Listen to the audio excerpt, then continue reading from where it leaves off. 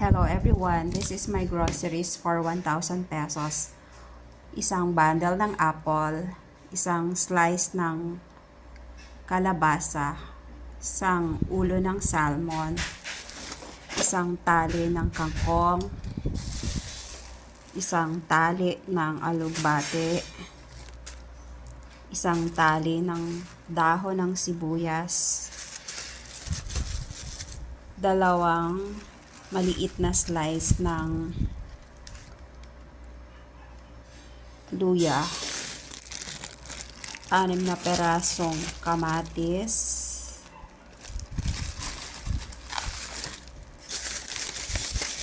dalawang sayote,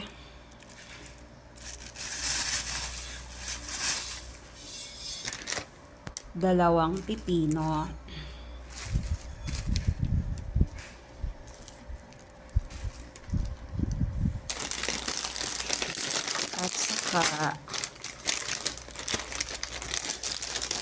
at saka 4 na benta stick para sa alaga namin, 4 na pack.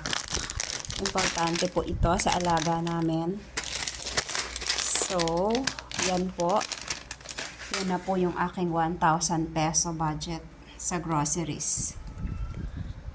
Thank you for watching.